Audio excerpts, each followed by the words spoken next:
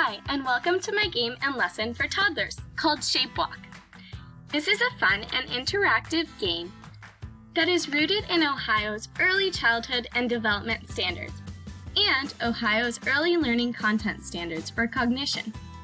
The learning objectives of this game applies to both cognition and general knowledge, as well as physical well-being and motor development.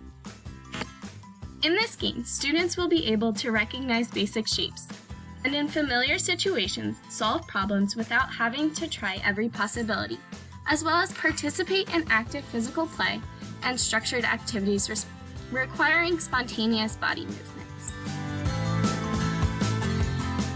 The materials needed for this include shapes that are cut out in construction paper of diamonds, circles, rectangles, triangles, stars, squares, and ovals. You want to have a variety of colors and shapes. Also, you will need to have a shape song that you will be playing as background music. You will also need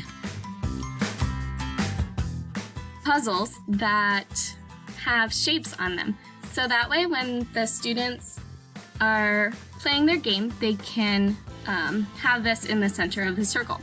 I'll explain a little more later.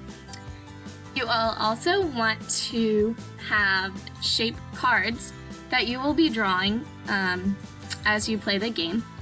On these cards, you will have the shape on one side and the name of the shape on the other side. Having the shape names and the shapes on the back will allow for students who have disabilities or learn differently to be able to identify still the shapes or the words. So now that you've heard and have all the materials, let's play. You will want students to stand on the shape. As the administrator, you will play the shape song in the background.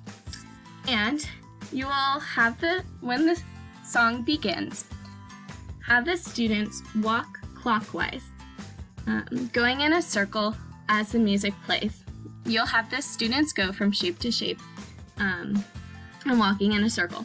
After about 30 seconds or so, you're going to pause the music and have the kids stop on their shape. You're going to reach inside the basket and choose a card. After you read the card out loud, whatever student is standing on that shape called will go to the center of the circle and find their shape in the basket and put the piece on the piece that they chose onto the puzzle. And then you can repeat this as many times as you would like, or you can just do it as many children as you have. This is a picture of how the game would be set up. So, like I said, the students would be walking on each shape, and you can make the game a little more challenging by having the students skip or hop on one leg or crawl, whatever it may be, depending on the age range. And then after you play the music, after you pause the music, the students would go into the center and choose a piece of the puzzle, one of the shapes, and then put that piece onto the board. And this will be able to assess how well they were able to learn their shapes from the previous lesson. So, in order to accommodate differentiated support, you can adapt the lesson for English language learners by including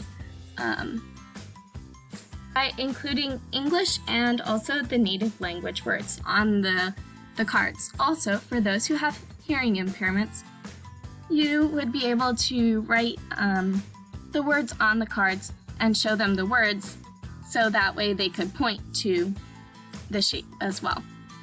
And this lesson can be used across the curriculum because not only does it focus on geometry and learning shapes, but it also develops motor skills and encourages physical activity for those who are developing in those ways.